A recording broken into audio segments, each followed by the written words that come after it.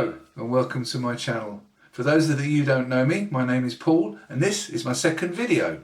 I made my first video last week which was about Jesus the man. So if you'd like to know a little more about Jesus the man and where I'm coming from with my thoughts and feelings, then I'll put a link in the description below. So maybe you could go and read that, watch that first before watching this one, or stay with this one and watch what I have to say today.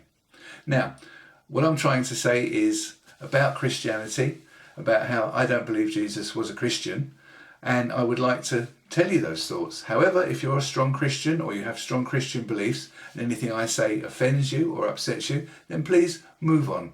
I just want to make it clear I'm not here to convince anybody of my thoughts or to try and evangelicize my thoughts and force people to feel the way I feel. I'm completely neutral to that. I'm here just to tell my thoughts, to tell my feelings, and if they resonate with you, then that's fantastic. If they don't, then please move on, watch something else. Something more akin to your own beliefs and truths. So, in the first video I explained about how I felt that Jesus was certainly the man that he was, and he was preaching what he was preaching, which was the Jewish religion, but Christianity changed things very soon after his death. Because one of the things we need to remember is Jesus early on was teaching about life after death, and the Christian faith took that on to be religion, and it all started to go a bit downhill from there because that's not really what Jesus was teaching at all. So let me explain quickly before we move on to the parable that I'm going to talk about today. When you became a Christian, we're talking literally just after Jesus' death. When you became a Christian and you started to believe in all the things that Jesus told you, you had believed that Jesus was going to come back because he said he was. He was going to come back and he was going to lift you up and take you to the heavenly place. And then, of course, obviously, sort of 20 or 30 years afterwards, these young Christians were getting older and they were starting to die. And Paul was the one that was going around spreading the faith all over the place. And so they started to write to him and say, Paul, when's Jesus coming back? You've told us Jesus is going to come back and take us all up to heaven. But people are dying. So Paul had to come up with an answer. And Paul's answer was, well, when Jesus comes back, if you're dead, he'll lift you up out of your grave and you'll come back to life.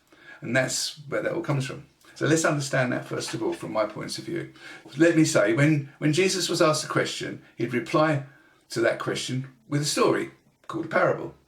And that sort of explained his answer to the question. So today's parable story is about the prodigal son and how Christianity has taken that and, as far as I'm concerned, completely mangled it, what the meaning of it is. So let's go away. So do you enjoy a good story? I know I do. So are you sitting comfortably? Sit back, and here is the parable of the prodigal son. And Jesus said, There was a man who had 2 sons, and the younger of them said to his father, Father, give me the share of property that is coming to me. And he divided his property between them. Not many days later, the younger son gathered all he had and took a journey into a far country, and there he squandered his property in reckless living. And when he had spent everything, a severe famine arose in that country, and he began to be in need. So he went and hired himself out to one of the citizens of that country, who sent him into his fields to feed pigs. And he was longing to be fed with the pods that the pigs ate, and no one gave him anything. But when he came to himself, he said, How many of my father's hired servants have more than enough bread? But I perish here with hunger.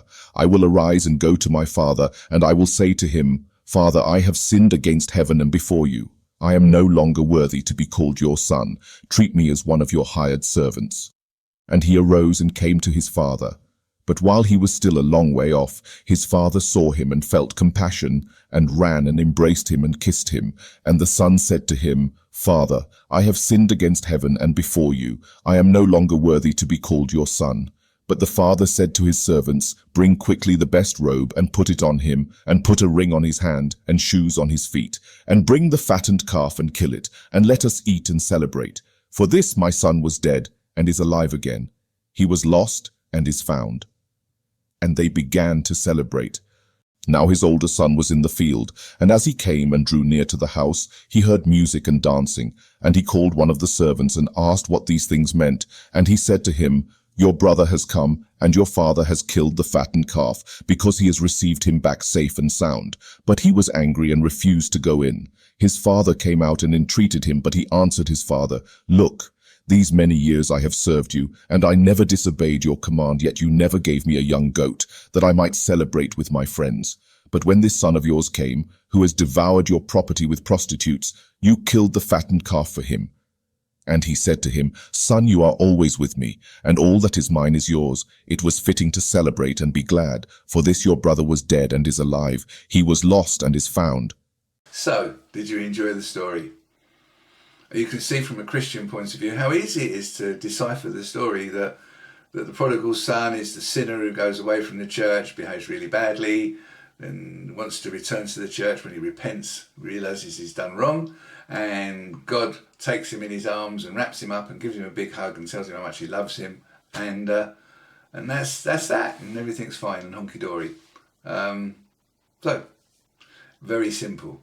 But it's got far more layers than that in reality. Far more layers. I mean, just to begin with, the prodigal son goes off and does what he does, but that's your ego.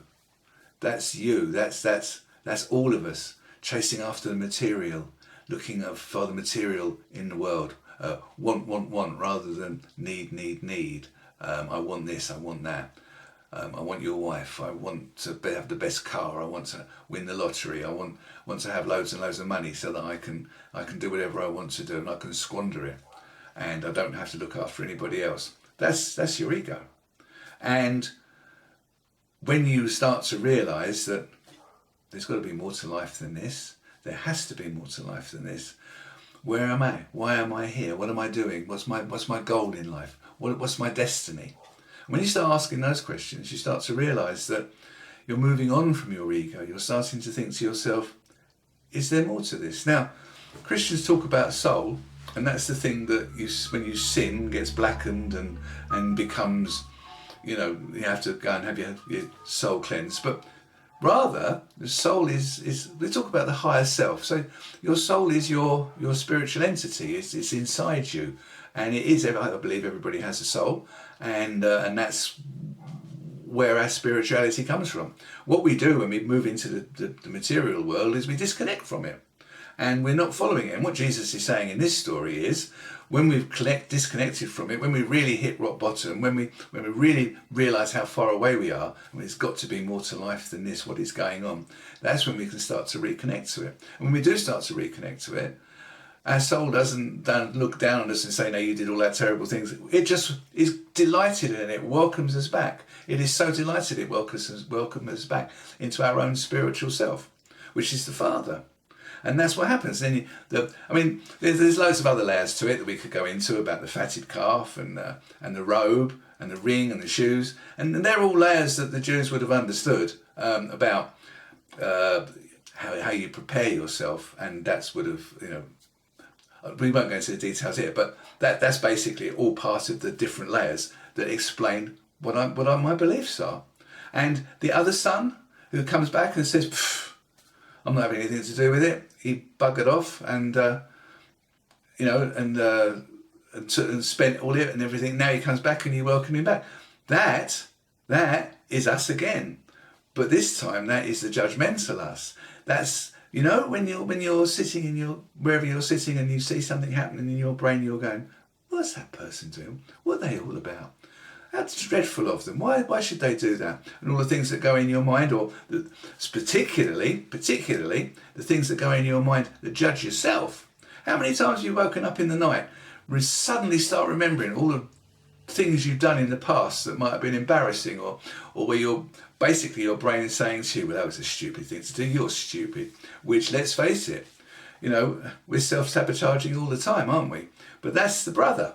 That's where Jesus is saying, that's what's going on in your head with the brother. So, Jesus has explained the whole thing beautifully as the self, the ego, coming back to the spiritual self. So many times in the Bible, Jesus has said, heaven is inside of you.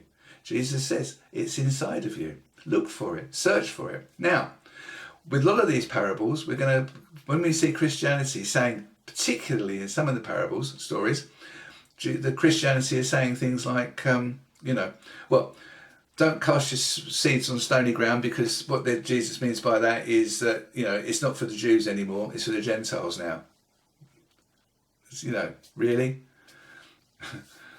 It's not. It's about, and Jesus has said this many times in the Bible, and all these things will come up as I make my more videos, that if people aren't going to listen, don't waste your time on them. This isn't about getting out there and evangelicizing everything like St. Paul did. This is about, if people want to listen, they'll listen. So if you're listening to this now, you're listening because you're ready to listen. If you're not ready to listen, you've moved on a long time ago. So the point is that when people are ready to listen, they'll listen. I'm not going to go out there and be spouting my stuff off to people who don't want to listen. That's fine. That's not what it's all about. Anyway, I hope you've enjoyed today's video. If you have, please hit the like button. That's what it's there for. If you'd like to see more of my videos or understand more of what I'm talking about, and I'm going to be doing a lot more parables, I'll be doing one every week, then do hit the subscribe button. And particularly, if you've got any questions or you've got any comments to make, then please do comment in the comment box below. I'd love to hear. I won't necessarily be able to reply to all your comments, I'm sorry, but I will certainly read all your comments. And probably, if you have any questions, the answer will come up in a future video. Thank you for watching. I've enjoyed your company. I look forward to, you've got this far, so thank you very much. And I'm going to make lots more. There's lots of more parables to go. I just want to say quickly that St. Paul probably changed a lot of things when he went around. Maybe you ought to investigate St. Paul a little bit, because he changed things quite a lot. Anyway, thank you for watching, and I shall see you all again in a week's time, hopefully. If you've subscribed, I definitely will. Do thank you. Bye-bye.